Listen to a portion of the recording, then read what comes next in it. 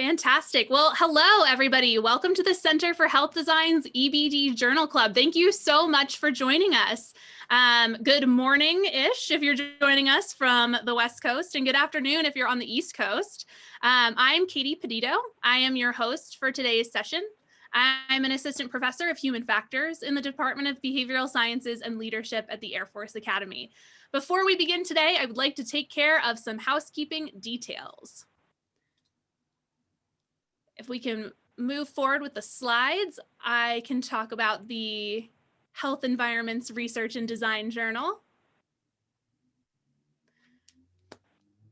So first, we'd like to thank the Health Environments Research and Design Journal for providing free access to the articles that we review. If you have not already done so, we recommend subscribing to HERD. There is a discount code for attendees to receive 20% off the subscription using code HERD20. I would also like to say thank you to PACCraft for supporting and sponsoring today's EBD Journal Club. I know a lot of you are curious about EDAC and AIA CEUs, so I have plenty of information for you here. A Dropbox link to the AIA verification form, the EDAC verification form, request for a certificate, and a PDF copy of today's presentation. All of that will be available in the chat window, so keep an eye out for that. In order to earn credit, you will have to complete the appropriate forms.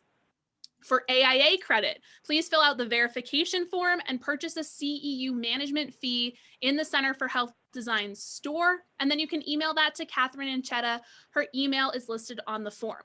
To earn EDAC credit, retain the verification form for your records, and then self-submit the credit to Scantron at the time of your EDAC renewal, so hang on to that form. To receive a certificate of completion, fill out the request via a WooFoo link located within the Dropbox folder, and then purchase a CEU management fee from the Center for Health Design's online store. So, why we're here today, the purpose of the EBD Journal Club is to engage the healthcare design community in dialogue regarding important research to help us better understand the links between the built environment and health-related outcomes and apply it in the real world. Our EBD Journal Clubs are formatted for a 15-minute presentation followed by a discussion. When you have a question, simply type it into the Q&A window. Access to the Q&A window is located at the bottom of your Zoom screen. On mobile devices, however, it might be at the top of your screen. So look around right now, make sure you know where the Q&A button is located, because I know you're going to have some questions about the amazing research that we're about to present. And without further ado, I would like to introduce you to the authors of the article we are discussing today, Renee Rich, Francesca Jimenez, and Sheila DePaula. Renee is a research analyst at HDR. She strives to connect the work that we do with strategic outcomes our clients care about. Renee plays an integral role in HDR's research initiatives, especially through analyzing and interpreting data. With a background in advertising and marketing and a Master of Science in Statistics, Renee combines her analytic mindset with her creative side to explore complex problems by diving into data. A recipient of the 2018 to 2019 Academy of Architecture for Health Foundation Research Grant, she enjoys working on diverse projects and is compelled by the opportunity to affect people's lives by influencing change in building environments. Our next presenter today, Francesca Jimenez, is a research strategist with HDR. As a researcher at HDR, Francesca thoughtfully investigates the ways in which the built environment impacts human health, performance, and well-being. Francesca has a Master of Science in Applied Research in Human Environment Relations from Cornell University's Department of Design and Environmental Analysis, go Big Red, with a minor in Organizational Behavior and a Bachelor of Arts in Psychology, English, and Women's Studies from UCLA. Ms. Jimenez's primary research interests are in environmental psychology and in linking environments to health. She is currently coordinating several HDR-led studies in healthcare and higher education. Sheila DePaula serves as a nursing operations specialist at Parkland Health and Hospital System. Her clinical expertise is in nursing informatics and cardiovascular interventions. She has a master's in nursing with an emphasis on healthcare informatics from Grand Canyon University in Phoenix, Arizona. Sheila is committed to ensuring that nursing workflows and the technology tools utilized are intuitive, value-added, and serve to improve staff engagement, quality of care, and the safety of hospitalized patients. Thank you so much to Renee, Francesca, and Sheila for joining us today. I know you will all enjoy the research that they're about to present. Thank you, Katie.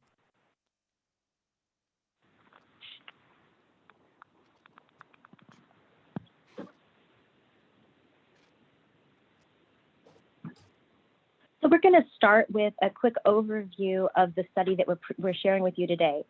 And I just want to start out by saying that this research that we are discussing is part of a larger effort that was undertaken by the new Parkland Hospital Research Coalition.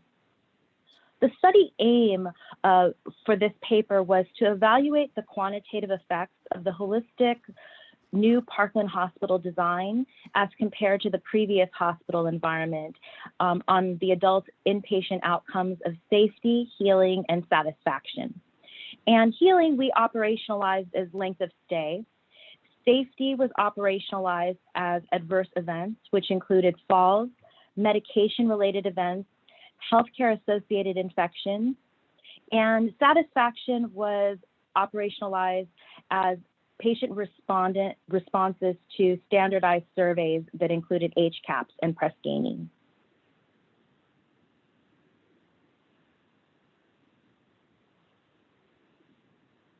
I think we can advance to the next slide. I think the new Parkland Hospital was designed and planned considering the best current evidence at the time. And it was also designed with the intent of contributing to the field of evidence-based design through rigorous evaluation of the new facility's impact on outcomes for patient and staff. The most salient design strategies incorporated into the new Parkland Hospital include acuity adaptable, same-handed single patient rooms, decentralized nurse stations, the on-stage, off-stage inpatient unit layout, and increased access to nature and daylight. And these strategies are very similar to the frequently cited recommendations for new hospital design in the Fable Hospital Business Case 2.0. And they're often promoted as being beneficial to patients and to staff. However, research evidence on these different strategies varies in strength and in applicability. And we advance forward, I think Sheila is going to tell you a little bit more about the design of Parkland. Good morning and afternoon. This is a diagram of old Parkland patient rooms and nursing stations. The units varied in size, but generally consisted of 20 to 28 beds. Units were configured in a double-loaded quarter linear unit fashion with one centrally located nurses station. The hallways were very narrow with little storage for equipment and supplies. Patients' rooms were at 218 square feet and were all nearly double occupancy. The rooms had a small inboard toilet without an in-room shower. There was no space in the rooms for visitors except perhaps for a small single chair for each patient. Go to the next.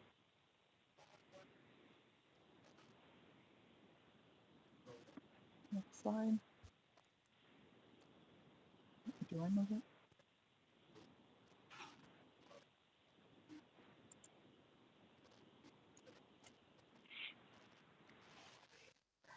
This is then a diagram of the new rooms and nursing stations in the new Parkland Hospital.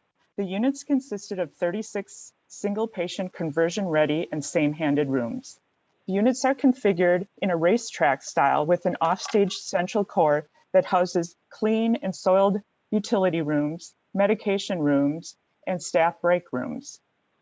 Charting alcoves are located outside every patient room and have windows that allow for unobstructed patient views. The rooms are quite large at 310 square feet. Outboard toilets have large angled doorways with no curb showers. There is a large in-room family area that can easily accommodate overnight guests. The rooms have a large window, allowing for sunlight and outdoor views. In addition, there are centrally monitored air filtration systems throughout the hospital. There are noise alert systems present in each patient care area. And I should mention there's a beautiful public garden that can be accessed by all on the first floor.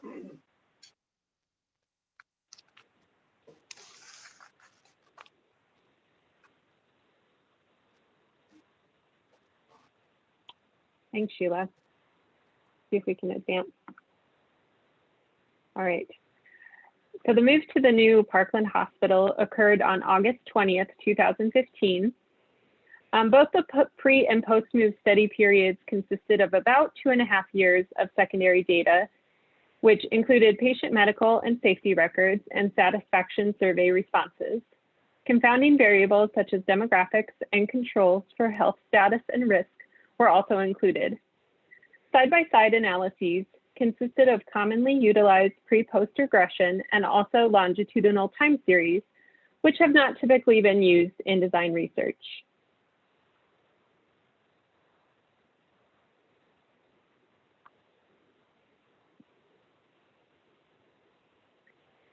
Our data included nearly 200,000 adult inpatient encounters, nearly evenly split across the two study time periods. In the pre-post model for length of stay, we found a lower risk of discharge, which translates to a longer length of stay post-move.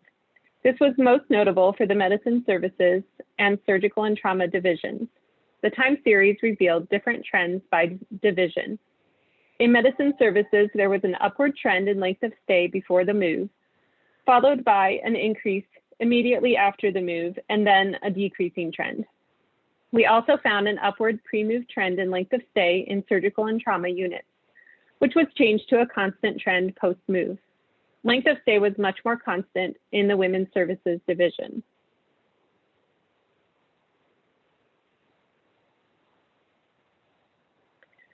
Surgical and trauma was the only division with higher odds of a fall post-move. There was no difference in falls in medicine and women's services. And looking at the time series results, medicine and women's services both had a slight increase in fall rates before the move and decreases after the move, which reflects the null results in the aggregate pre-post model. In surgical and trauma, though, there was an increasing trend in falls that was not impacted by the move.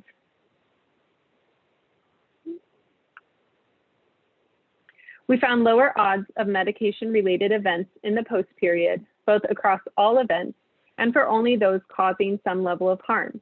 However, in the time series analysis, we see that when including all events, the rate followed a constant decreasing trend across the study period, while only events causing harm occurred at a constant rate with a drop corresponding to the move. The pre-post model showed no difference in the odds of a healthcare-associated infection before and after the move, although in the time series, we did find a slight increase before the move and decrease after the move. 7 of the 12 patient satisfaction questions we analyzed had very similar patterns, with constant trends before and after the move, but with a sudden improvement corresponding to the move to the new hospital. These included overall ratings, quietness of the unit, likelihood to recommend the hospital, temperature, and visitor comfort. The result for staff working together to provide care was similar, but with a slight upward trend post-move. 2 of the questions shown in the top graphs here also improved in the new hospital, but had increasing or decreasing trends before and after the move. The only questions that did not show an immediate improvement in the new hospital were the 2 regarding call button response. Both of these had a decrease in positive responses right after the move, and then some amount of recovery.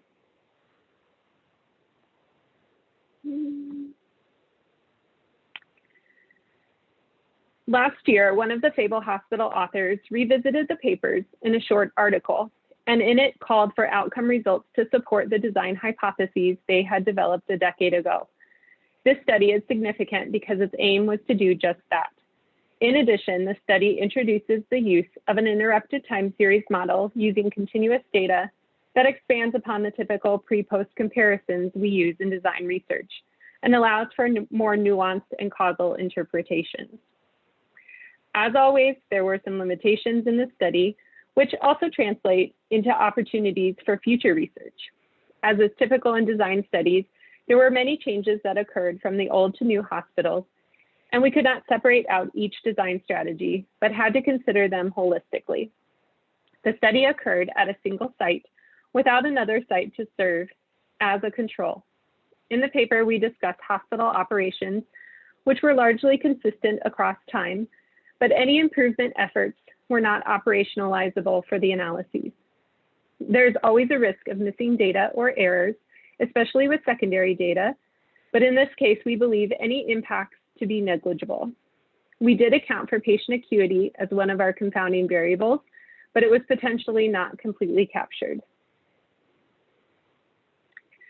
The conclusions we reached in our study were that the hospital design did not have significant effects on the adult inpatient outcomes of healing and safety. However, there was strong evidence that patient satisfaction improved.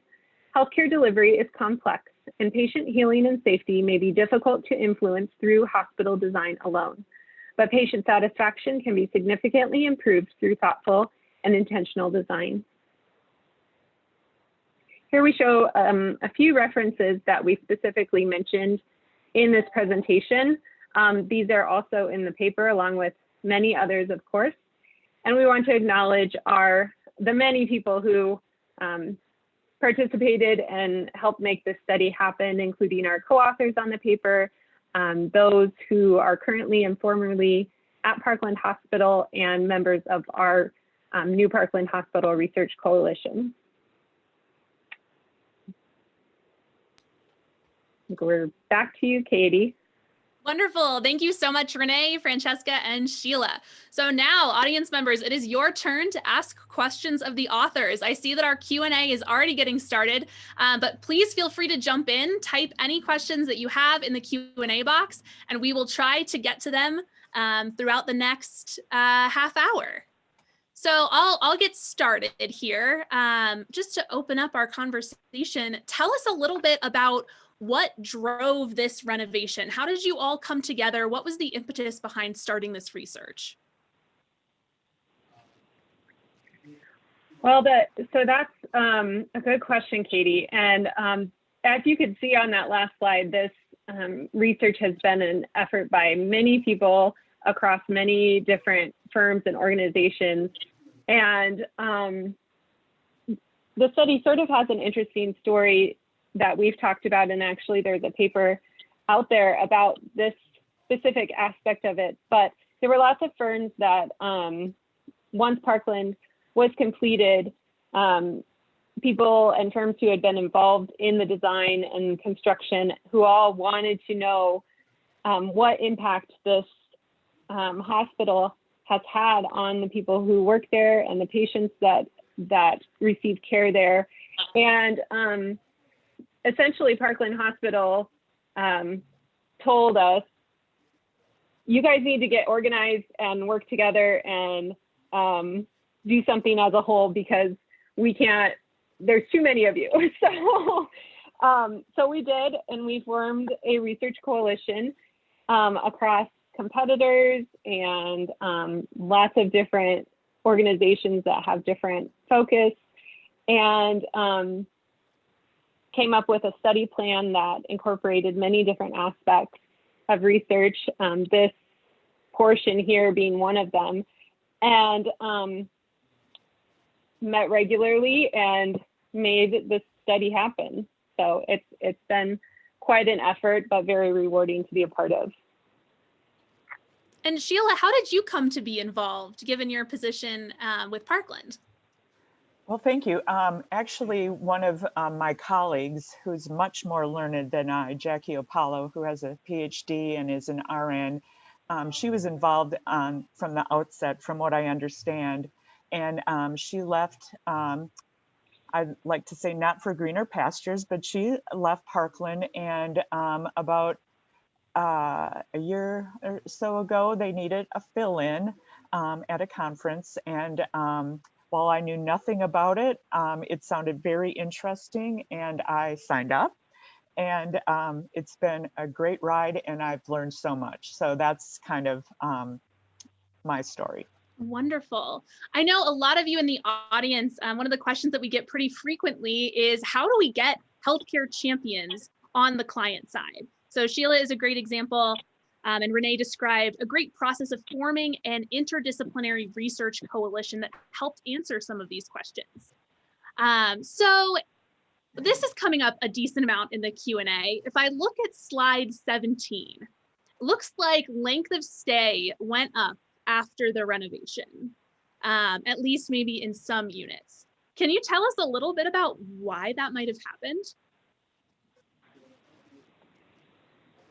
That's a good question, and I don't know that we have a very satisfying answer for you on that, but as we got these results, we met with our collaborators at Parkland and talked through them and tried to understand what was possibly going on. We don't really know very much about a lot of these trends. And so especially, and the one that is maybe being called out is in medicine services, there's actually kind of a drastic jump from where it was right at the move to right after the move.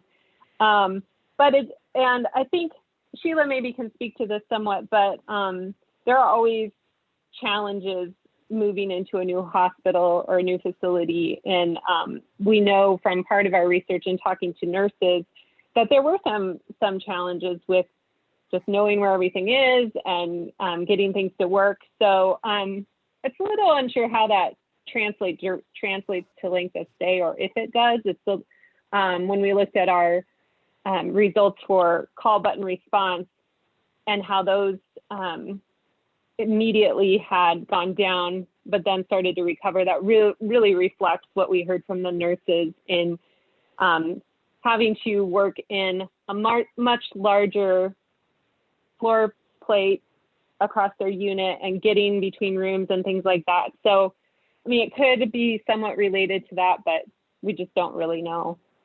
Sheila, do you have any? Yeah, I'll just add a couple thoughts? things.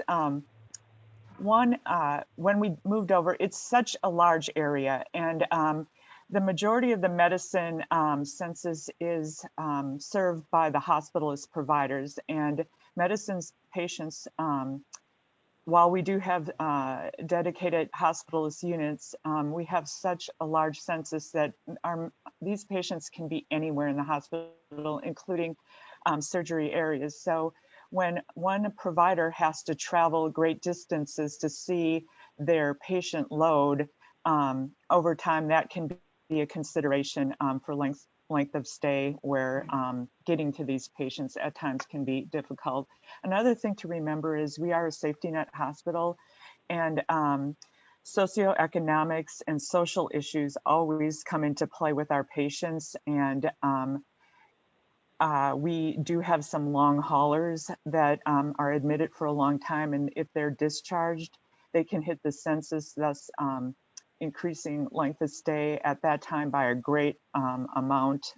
People that have stayed like 200 days, greater than a year, that can be another consideration. I know after we moved into the new Parkland, the hospitalist providers did form kind of performance improvement to look at length of stay. And so that might be a consideration why after we moved and they got organized like we all did, the length of stay went down. Mm-hmm. So and that's a good point, Sheila. Oh, go ahead. I was just going to add to that from an analysis standpoint. I didn't really highlight this in the presentation, and we didn't talk about it a lot in the paper, but when we look at these trends and we see that something like length of stay appears to have been longer in the new hospital, but we also can see that that trend was going up in the old hospital, and that trend changed and actually is either constant or decreasing. So even though it may be a little higher, that could be seen as a positive. And if we went and gathered more data, looking farther out, we might be able to get a better picture of if that continued. Sure. I appreciate that both of you tried to shed some light on some of the alternative explanations for what might look like an unusual finding if all you were to do was read this particular paper. Another thing that some of the audience is curious about on this note, it looks like an increased fall rate in surgery and trauma. And you had mentioned that you don't necessarily think that's because of the patient room revision. What are some of the alternative explanations for that?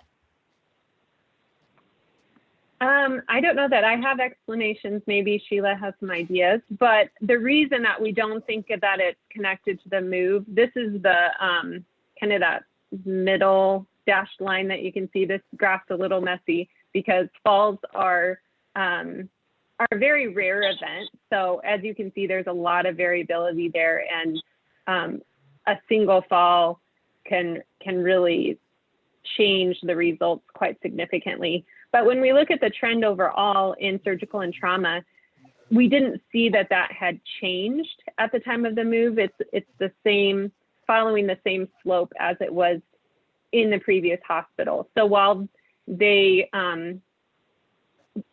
we see the trend going up in the new hospitals, that was already occurring, that trend was. So we don't think that the design caused an increase in falls. And I agree. I don't think it did. Obviously, our rooms were, the units were much larger, but I think we agreed that the move had nothing to do with the increase in falls. Just as a note, we enterprise-wide, we really looked at falls and continue to look at falls, as do most hospitals.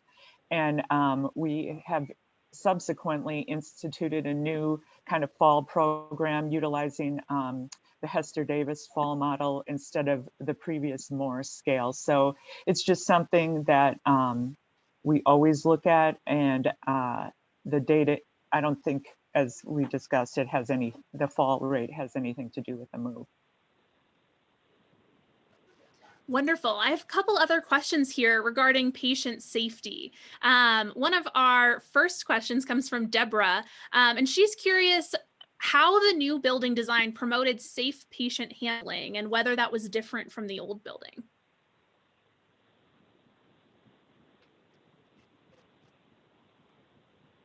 Well, Sheila, do you want to weigh in on that first? I'm trying to gather my thoughts, Yeah. So I'll just I guess, if you took a look, if you walked down the hallway in Old Parkland Hospital, or you looked anywhere, the elevators, the utility rooms, the storage, you would just marvel at how we lasted over there as long as we did. I just will bring it back to current state.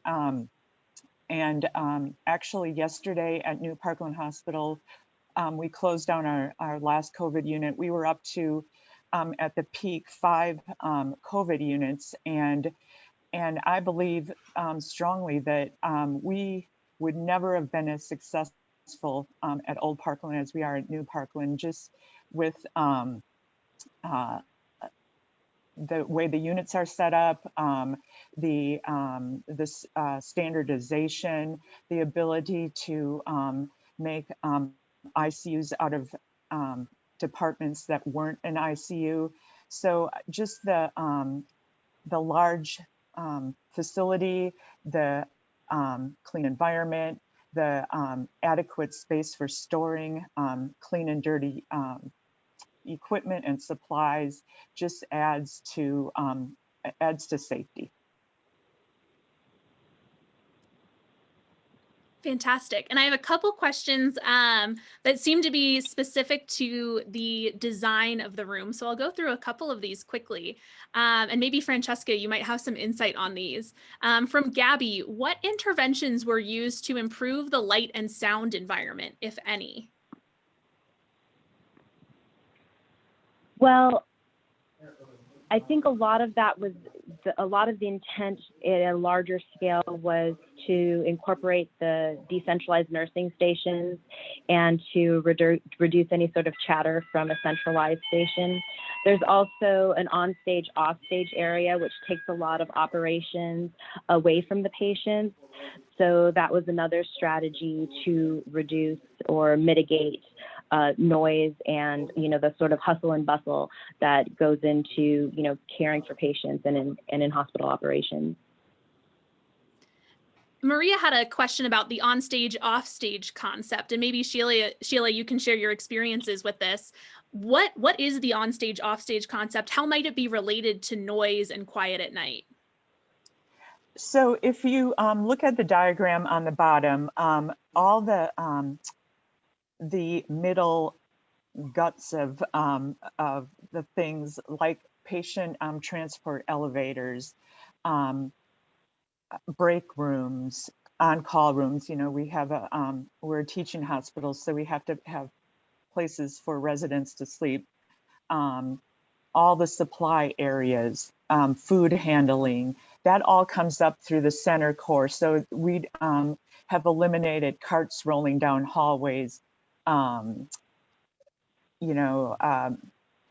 med pharmacy techs coming up through, walking down the hallways. So the only thing that goes through the hallways into the patient rooms are their healthcare providers, and not a lot of service staff and extra staff and carts and things like that really add to the noise. And there is not a large central nurses station where numerous folks gather, and that's always a source of loudness and complaints, depending, especially at night when patients are sleeping. And if we think about other design strategies that help promote patient safety and quality, Robert was wondering whether there were any design interventions to reduce medication errors, or was there any thought given to that? Well, I think overall there was an increased emphasis on lighting and increasing daylighting in particular, which there's been research related to medication errors and dosing related to that. So that thinking definitely was incorporated into the new design. Renee, it looked like I jumped in just before you did. Do you want to add something?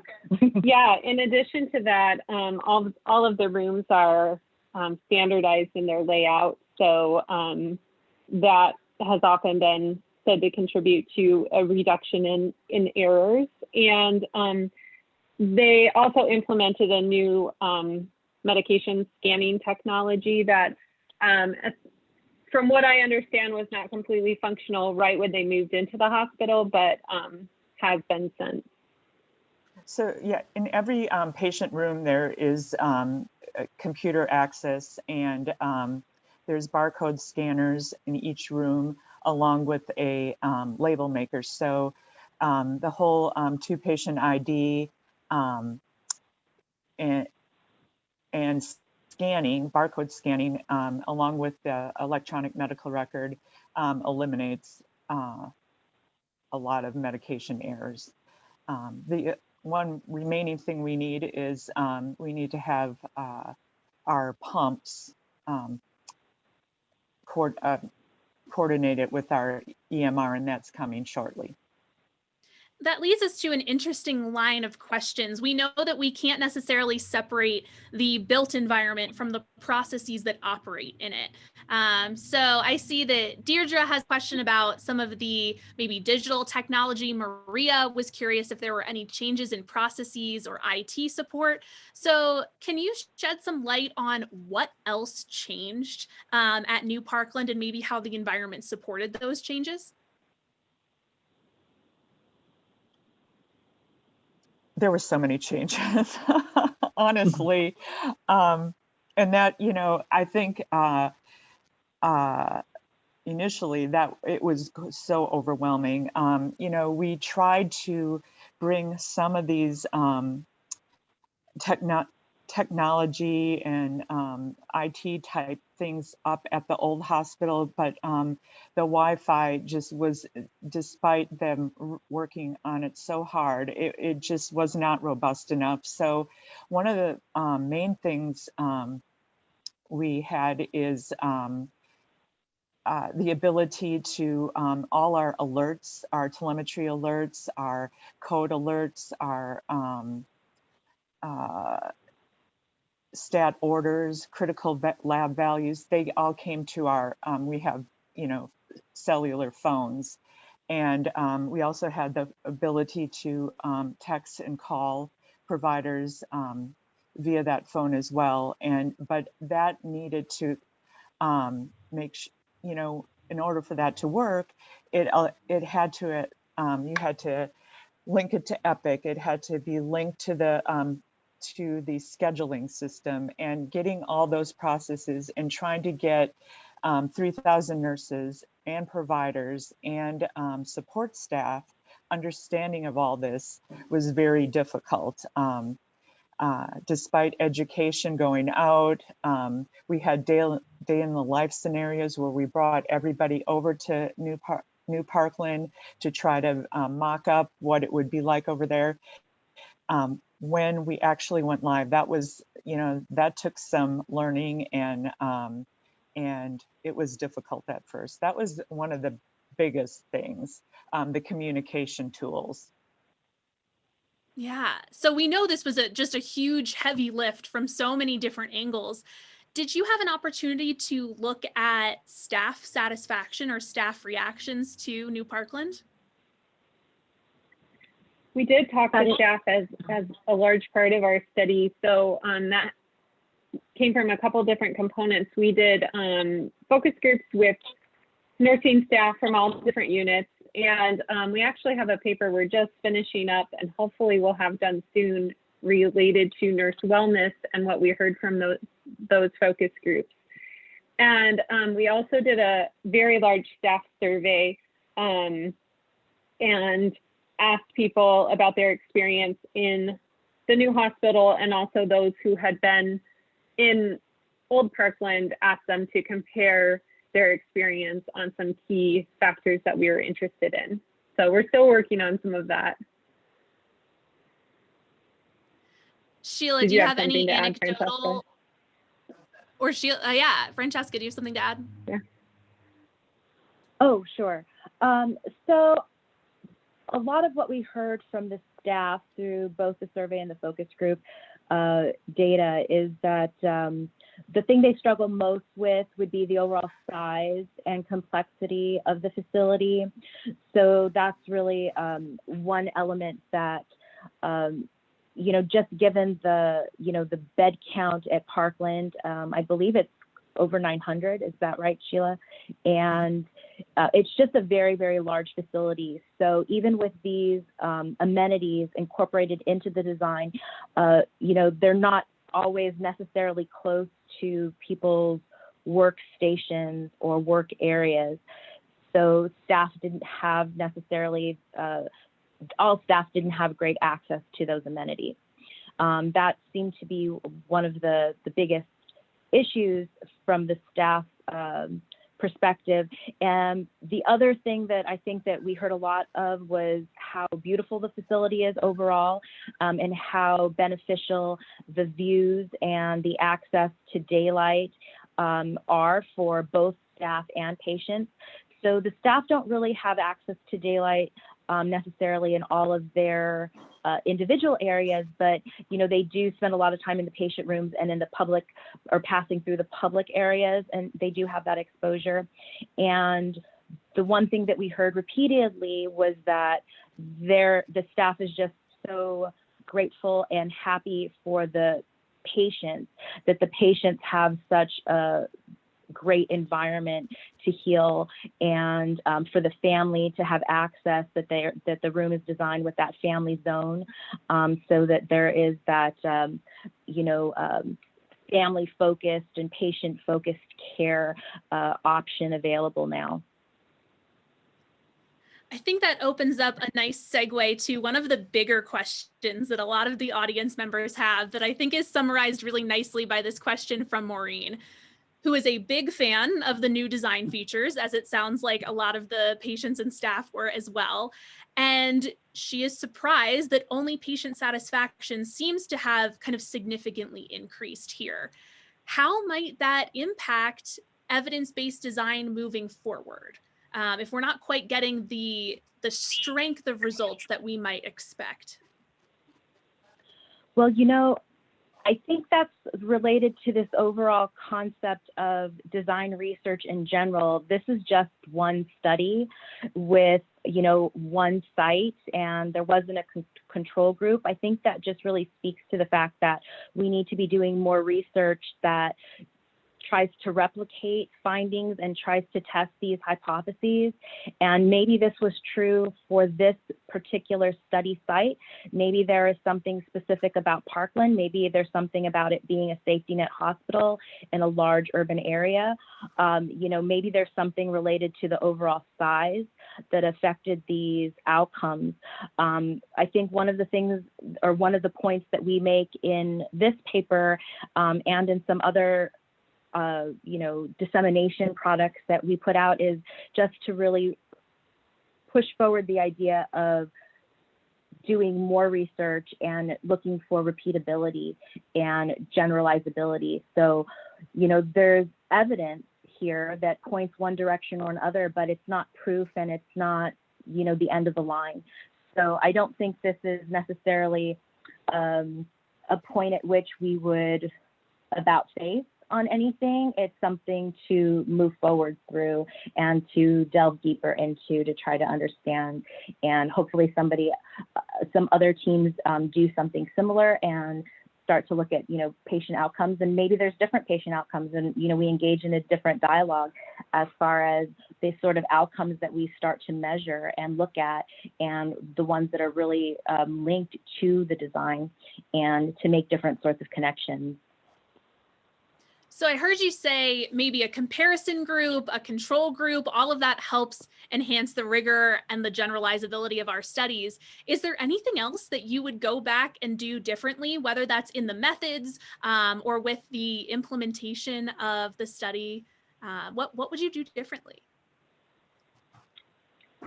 I think what we always want to know, I was going to say what we always want to know is what impacted this one specific aspect of the design have. And in this case, and in a lot of the studies, what we have to work with is an entire new or redesigned facility. And when that happens, there's so many occur at once. So I think as researchers, really looking for opportunities to target specific design changes. Maybe it's in a single facility, but some rooms have a feature that others don't, or something like that. Where are those opportunities that we can really focus our research, and maybe at a smaller scale, but have a little bit more targeted focus, and that might help us understand some of these connections a little better. Absolutely. I mean, and I think one of the things that Sheila even just mentioned earlier that you reiterated, Renee, is that these design changes all co-occur. And, from that staff perspective, that can be overwhelming because it's not even just the most prominent or salient design changes that occur. It's all these little things that happen along with just moving to a different place. And, there's leadership changes on the organization side throughout a long design and build process. So there's just a lot of things co-occurring that's hard to parse out. And I think that's just another area of research or direction for research to start to look at. And I think Renee hit on a lot of that when we start to look at maybe more targeted or smaller studies, looking at, different comparisons and different sort of,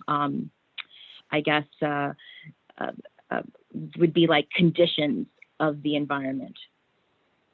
And that leads us to a question.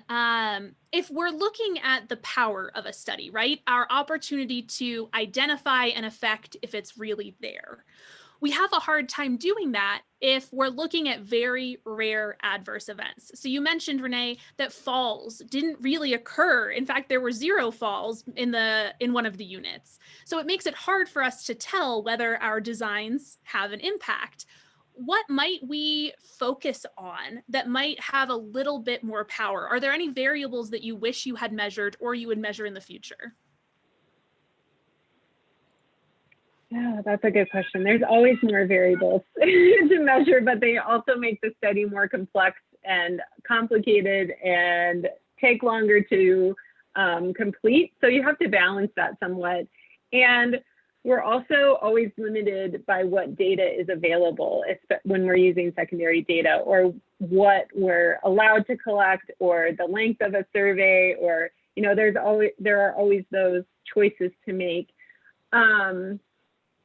I think a couple of things that would have been very interesting in this particular study, after talking to the nurses, and Francesca mentioned this, one thing that they said to us quite a bit was talk about how large the facility is and how far they have to go to do these different parts of their job. And so we kind of always talked about, oh, it'd be nice if we could do a study to understand how far they're walking, or what are those inefficiencies that they're having to backtrack or go a long distance for. So something like that I think would be really interesting. Again, though, we were doing this study after this hospital had already been built. Most of our data collection was a few years later. So we didn't have that opportunity to go back and experience the old hospital and collect primary data there. So thinking about some of those things a lot earlier in the design process can allow for more of those options. In thinking about the design process, I have a question from Andy McLeod. He says, while a bit off topic, although I think it segues nicely here, I'm curious about the design process, whether mock-ups were utilized. How did the design process proceed? Well, none of us on this call were involved in the design process, so we might have a little challenge answering that. But I know that they did a lot of work looking at the literature and what evidence there was out there to help them achieve the results that they wanted. There was a lot of involvement from Parkland staff. They had a nurse and clinician that was very much involved in leading the design process. So they had that input consistently throughout the design. So that, I don't know that I have a whole lot more information, but. And I know, as a matter of course, that we do mock-ups for in our planning processes, and I know there were a lot of other firms involved as well that did as well for specific aspects. So there were mock-ups done. And in thinking of how the design process proceeds, how you identify those initial design strategies that you might use and try to implement, part of the significance of this study is that it's connected to the design recommendations from the Fable Hospital business case. So if those design strategies are already published, if they're already widely accepted, if it's something that your design team is drawing from already, why do we need to continue studying them? Well, I mean, I think. Go ahead. No, go ahead, Francesca. Well, I mean, I think it goes back to part of that answer that I gave earlier, is that, you know, single studies are just bits of evidence. It's not, you know, it's not proof. It's not necessarily enough to base all decisions off of. And I think a lot of what was put out in the Fable Hospital business case at the time, those were recommendations, and it was sort of speculative as to what the outcomes would be. They were hypothesized outcomes. And so now we are testing those outcomes. And so again, it just goes back to testing those hypotheses in different sites and trying to repeat studies. I mean, that's the core of, or one of the core tenets of scientific investigation is repeatability. So, you know, we just need to keep doing this. And I saw one of the questions or one of the comments in the Q&A was that, you know, how do you then propose these strategies to clients if there isn't a huge, you know, shift in outcomes for patients or staff? And I would say, you know, part of this Renee answered earlier in that if you look at those, if you look at the graphs, you know, some of them leveled off. You know, there was a decline, or things leveled off, or things rebounded. We don't, and because we don't have a control group, we don't know what it would have been otherwise with different strategies or not doing these strategies. So there is still a benefit to incorporating these strategies, and we haven't really seen anything that would indicate that they cause harm. So that's, you know, basically right now is that we have this sort of state where we don't have strong evidence necessarily one way or the other, but we don't see it really causing any harm. And there's some sort of an intuitive and maybe anecdotal experience for places that some of these strategies do still work. And I think really what we need to do is just be documenting more and more these actual outcomes, these actual measured outcomes that we can get at, and maybe choose our language a little bit more carefully when we are discussing the impact of these design strategies with clients and just in the community in general. I'd like to add from some of the HDR design team that there were extensive mock-ups done throughout the process, including mock-ups that progressed just overall room proportions all the way up through final finishes. So there was an extensive process before this was implemented. I wish I had time for all of these questions. I see that we've had almost 90 questions in the Q&A so far, which is fantastic. And one of the things that I really love that Francesca, Renee, and Sheila have touched on is that research is not black and white. We don't get to say this worked, then this didn't work very objectively. There are some nuances, some alternative explanations to this that we have been able to explore. These questions, these challenges are part of why we do the EBD Journal Club, because it's really hard to just look at a single publication and see the nuances behind some of these findings and understand the value of continuing to do this research, even if the findings aren't quite as strong or quite what we expected. So I have one more clarification, maybe for Sheila, another alternative explanation, another nuance here. What is unique about the patient population at Parkland that makes this study particularly significant, even if we're not, you know, totally, we don't have the quite results we expected? Well, less than 30% are funded. It's a large Hispanic population, low socioeconomics. Many have social issues. In addition, you know, our nursing staff, we have a lot of young new nurses that come in, get experience and go to other places. So we're constantly teaching. And with teaching, you know, it's always complex. So I think that those would be the things. Wonderful. And with only about 5 minutes left, I do have a couple more announcements to make. I want to thank Renee, Francesca, and Sheila for sharing their insights about this study. There is a lot that we wouldn't know from just having read that paper. And that's part of the conversation that we're hoping to encourage through these evidence-based design journal clubs. If you have further questions for the panelists, I'm sure they wouldn't mind if you reached out. But we do appreciate all of your questions, and I'm sorry that I didn't get a chance to get to all of them today. I want to thank, again, the Health Environments Research and Design Journal for providing free access to the articles that we discuss, including this one. Be sure to just subscribe to the journal using code HERD 20 for 20% off. I also want to again say thank you to Pat Kraft for making today's EBD Journal Club possible.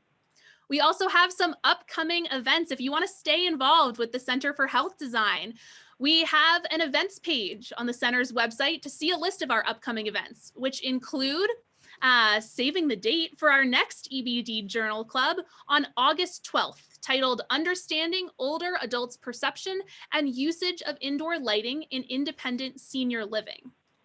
We have a couple of workshops next month that are also geared towards aging as well. Join us on April 20th for the 3rd annual Aging Workshop. Through thought leader presentations, case studies, and panel discussions, attendees will gain new insights, have opportunities to pose questions to workshop faculty, and interact with fellow attendees in fun and innovative ways. The faculty and coaching list is remarkable, so this is one that you don't want to miss. Speaking of coaching workshops, on April 30th, attend this unique, one-of-a-kind, in-depth workshop where you will be matched with an industry expert who will be your coach for the day. Have you ever wondered what evidence-based design is and you'd like to incorporate this process into your practice or on your next project for senior living environments? If so, this interactive session will provide you with an introduction to the steps of evidence-based design and offer practical guidance to get you started. You will receive individualized coaching tailored to your specific questions and issues. Do not miss this opportunity to be in the same room virtually with industry icons and experts who will be available as coaches for the day. EDAC and AIA CEUs are available. The Dropbox link has been posted in the chat again if you missed it the first time. Be sure to go there to complete your verification forms, request your certificates of completion, and make sure that all of that is submitted so that you get your continuing education credits for this seminar. And at this point, thank you very much, Francesca, Renee, and Sheila, for sharing this study. This concludes our event, but we will leave the webinar open for another 15 minutes so that you can download the CEU forms and the slides from the chat box. Thank you again for joining us. If I didn't get a chance to answer your question, I hope you'll join us for another EBD Journal Club. Have a wonderful day. Thank you, guys. Thank you. Thank you.